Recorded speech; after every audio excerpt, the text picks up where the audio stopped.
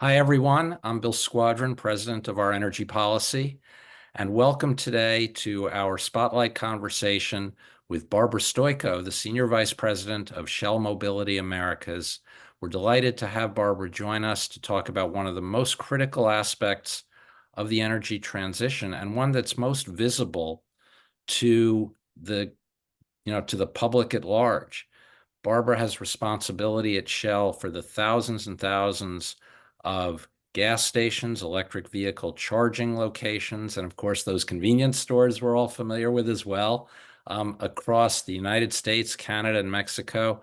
Shell, in fact, is the #1 gas brand in America. It is the largest mobility retailer in the world. 47,000 locations serving 33 million people every day. So in terms of the public face, what people see in terms of transportation and energy that goes into it, whether it's fuel for internal combustion engines or charging for electric and hybrid vehicles, Barbara Stoyko and Shell have a very critical position as we move forward into the future and deal with the issues associated with it. So we're delighted to have Barbara here today to talk about that and share her vision for where we're going. And maybe that's where, if it's okay with you, Barbara, I'd love to start. You obviously have perspective. You spent decades in this business, energy and retail. How do you see things today, and how do you see them changing as we go into the future? Thanks, Bill, and thanks for having me on. It's a pleasure to be here. I think we are really faced with a challenge of how we can continue to create more and cleaner energy solutions. That's sort of our top line objective across the business, not just in mobility, but in production, in logistics.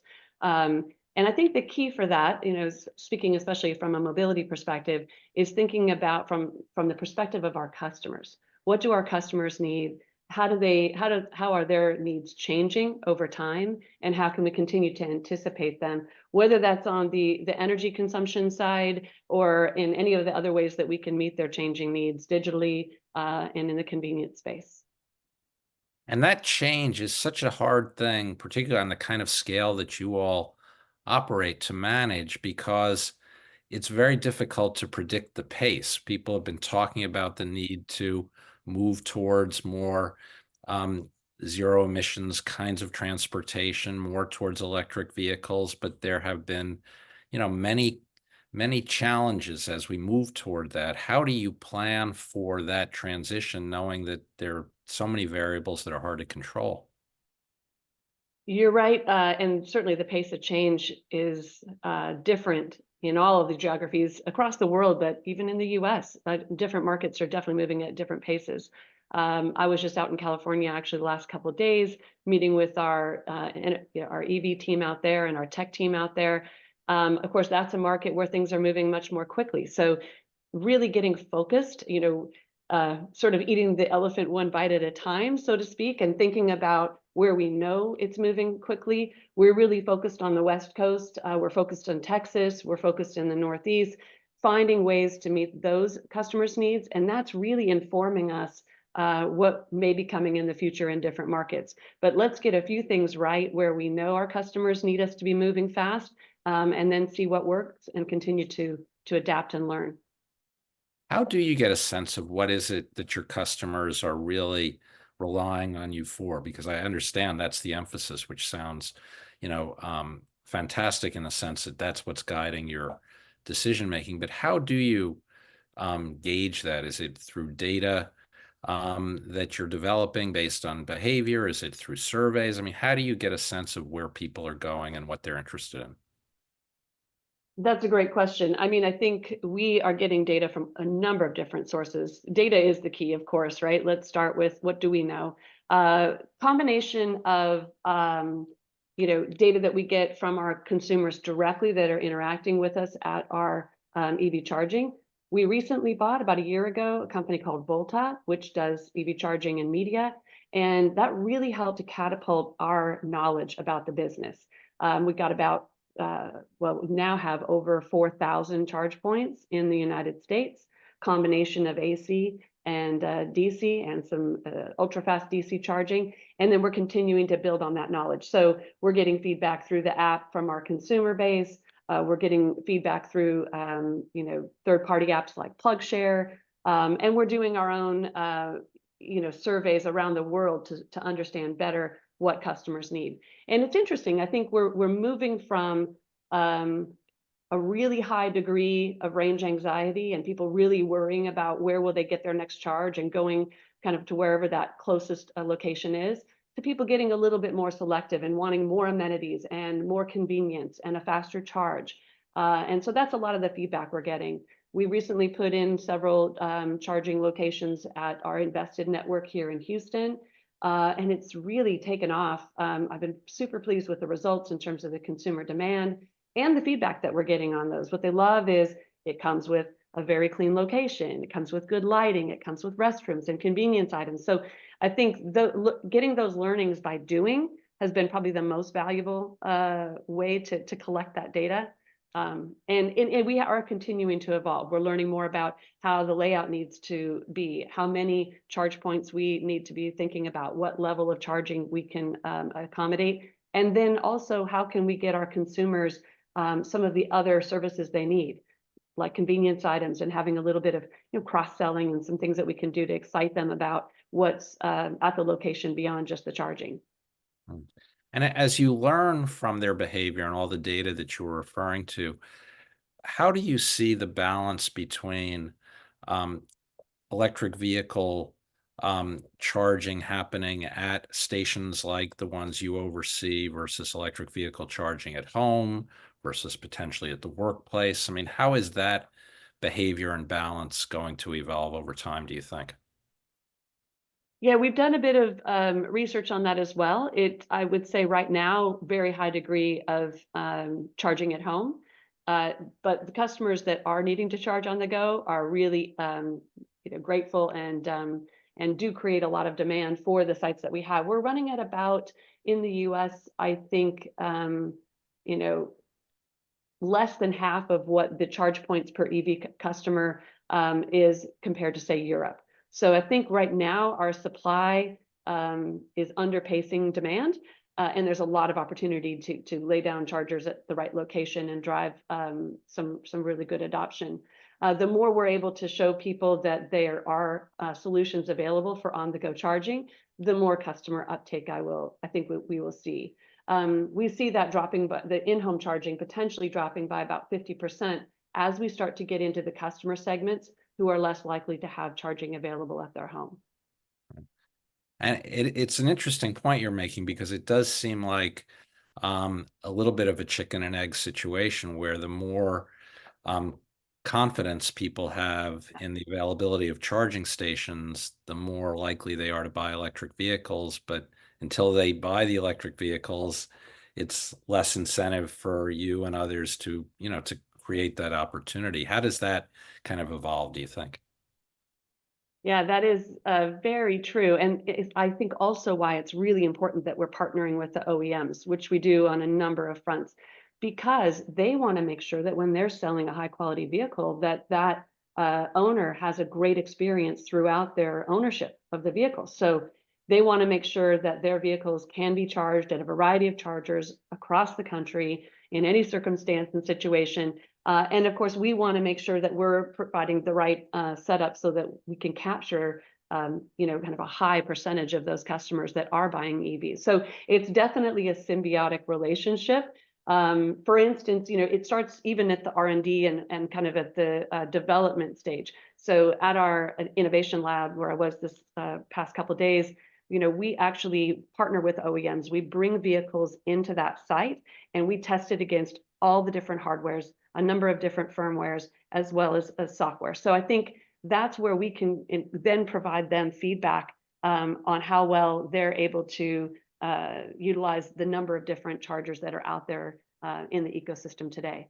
It's just such a new industry that type of collaboration is hugely helpful for both sides. We want to make sure that we're not putting ourselves in a situation where we can't charge certain vehicles, and they need to be able to provide that kind of assurance to their customers that when they drive off the lot, they won't have issues charging at a number of different locations. Yeah, I mean, it's great to hear that that kind of communication and cooperation with the vehicle manufacturers is going on because to make sure that the standards are being developed in a way that's going to be consumer friendly, I mean, is obviously essential. So that's fantastic to hear. You know, you mentioned something that raised a question in my mind, which is as demand does increase, as you mentioned, you're seeing it increase for charging opportunities. Um, how, if at all, has it affected demand for your traditional gasoline business? Because it seems like demand is just rising across the board. So do you see that there's a shift in terms of demand from gasoline and internal combustion engines to charging, or is everything increasing right now so that you don't really see that ratio happening yet? You know, it's interesting. We're definitely seeing, again, I would say different paces in different markets. So on the West Coast, I would say the demand, the industry demand for gasoline is declining and a little bit at a higher rate than maybe in some other markets. But I would agree, overall energy demand is going up, and that's why more and cleaner energy solutions is sort of where our head is across the board. Um, I think we are still seeing pockets of demand increase, no doubt, across the United States. And it's really just about ensuring that we're kind of prepared, whatever direction the market wants to go. There's also a lot of demand for renewable diesel and biofuels like, E10 or E15. So we're continuing to do quite a bit of research and development there so that we have those products available as well. I don't think it's a single solution. While certainly there's a big move towards EV overall across the world as a really good solution for on-the-go consumer transport, I think there's also a number of other solutions that we'll continue to see play out in addition to what we currently have as our gasoline slate today. And that really ties into, I think, the leadership position that Shell has taken. And I believe the company overall has talked about a net zero emissions energy objective by 2050, which is, certainly a very strong objective that the company set. How do you see what's, happening in the field tying into all the different things the company does as a leader in this effort to get to that goal? Yeah, it's really it's such a fun time to be part of this industry, to be honest, because so much change and so much opportunity to really impact that and help to see where we can, take the industry to get the emissions lower across the board. So, scope 3 emissions, which is where the, carbon product is actually burned, the main contributor to that, one of the main contributors to that around the world is in our, road transport industry. So coming up with ways that we can actually create solutions for that is really important. For instance, again, I mentioned partnerships with OEMs. We're also partnering with a number of different companies who are also looking to do this and make these accomplishments happen even earlier than 2050. So we have a really good relationship with Penske, for instance. Of course, they own the Indy series, and at the Indianapolis 500, the entire Indy series, by the way, is sponsored by Shell, and we run 100% renewable fuel that's actually produced using not food, but food waste products, which is another important component. The system is quite complex. And so if we're removing food from the ecosystem, that's not always great for the overall economy. So by being able to use food waste that has no other use, really valuable to be able to turn that into fuel. So we've run that the last 2 years. Indy 500 series, of course, runs on that as well. Again, is that ready to scale across the entire industry? No, but that's how we start, right? We start with the research and development. We start with really great partnerships with people like Penske, and then we show that it can work and it can perform at or above our current technology, and then we look to scale that. So that would be another example of some of the things that we're doing, with our partners. I mean, if those amazing drivers can go 200 miles an hour on food waste, that's a pretty amazing vision for the future. Yeah. Um, Let me ask you maybe a slightly more difficult question, which is what are the obstacles? I mean, we obviously have very ambitious goals as a society. Shell has set out phenomenal objectives as a leader in this space to achieve. But what are the critical issues or challenges that you see that we really need to be honest about, face headlong and really take on in order to achieve these things? Well, I think, like any retailer, you have to start by being consumer led. So I think we need to ask our consumers how we can make this transition easier for them. There's a couple things that come to mind. On the kind of practical side of things, the industry at large, from an EV charging perspective, has only about a 50% what we call charging success rate. Now, there are a number of reasons why people don't have a successful charge. It could be a payment system, it could be, connectivity, it could be, no hose, it could be a number of things. But that's simply unacceptable from a consumer experience perspective. Can you imagine pulling up at a gas station and time after time, it's not 50% of the dispensers are down, it's 50% of the time I can actually get energy when I need energy. And that's problematic. So I think if we really solve that, and that takes a partnership with the OEMs, it takes partnership with the EV charging manufacturers, and it takes continual innovation. And I think it takes players like Shell that actually really understand this customer and know the importance of providing a really high quality experience that works every single time. That's a table stake in the fueling business today, and it needs to be a table stake in the EV business going forward, in the EV charging business. So that's kind of one obvious one that we're really focused on. Getting a network, I think that can be kind of across the key markets and where our consumers have demand is important. Again, you mentioned that's a bit of a chicken egg, but where we have good demand, I mean, the ones I mentioned here in Texas, we're hitting our 6-year projections for actual charging sessions. So to us, that's really encouraging. And then we can model that and see how do we take that and replicate that great experience. So I also think that, we do need to be in partnership with the government, and we need to be thinking about policies that help our consumer base to make this transition easier for them. They want affordable and sustainable energy solutions. That's what they're looking for.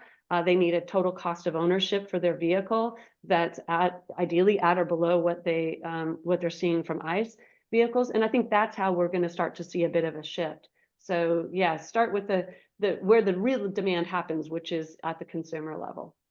Yeah.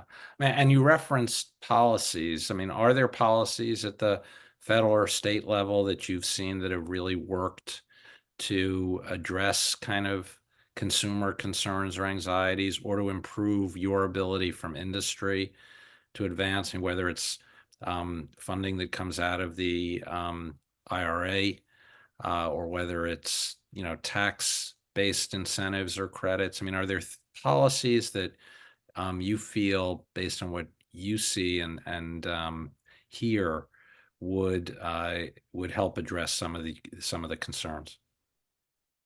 Yeah, I think we've seen, some really good opportunities that have come about as a result of, some of the grant monies that have come. We've taken advantage of some of that, even in the mobility business where it makes sense, and certainly kind of throughout the energy supply chain. It's not just about what's happening on the EV front and cars on the road, but also the technologies that can fuel that to provide liquid fuels that have more bio components or renewable components. So I think there's a lot of things that are going well. What I think is important for us is that we take a technology neutral approach. We don't get too attached to any one answer. There will be a number of solutions, and we need to continue to encourage the decarbonization of our fuel supply chain, as well as looking at alternate energy solutions. And I think again, where the value of trying to get more consumer demand is going to happen is providing the consumers with ways to get their total cost of ownership of their vehicle at the right price point for them, so that they can make that decision based on all the factors, and that'll be important, I think, going forward as well. You referenced technology, and I wonder whether, and I know you mentioned also the company that you acquired a year or so ago. Are there innovations in technology and R&D that you see, sort of recently introduced, or ones that you see on the horizon that you think could also help make a difference in this space? As well, in our line of business, we also do, through our lubricants division, is the cooling that takes place. So again, we love to test this stuff on the racetrack, and we have in our Formula E series as well. You know, when they come in and they get a charge, they want a really high powered charge, right? Because that's a pit stop for them, and we know how fast a gasoline pit stop happens in Formula One or in NASCAR or Indy, but that's a really important factor for them. So it's a chance for us to charge, to test how fast you can create a charge and keep the system cool enough that it can accept it, right? So things like that then become, you know, track to road, translations. We often take whatever fuels technology we have or coolant technology we have, and then we use that to make our consumer products more effective. So my last question is to ask you to kind of look into the future a little bit. I mean, as you look well down the road, I mean, do you see, the many thousands of stations that you all oversee, are they, you know, 20 years from now, electric vehicle charging stations as opposed to what we now think of as gasoline stations? I mean, is that kind of where we're going, or is it too difficult to look that far into the future to know exactly what that looks like? I think there'll be demand for fueling stations and convenience for a long way into the future. And I like to think that we're just continuing to kind of adapt and morph as we see demand shifting. I think we will see a lot of the stuff we're looking at for new builds, for instance, has both. You could very well see a 50-50 balance. Maybe it starts to shift one way or another depending on the market.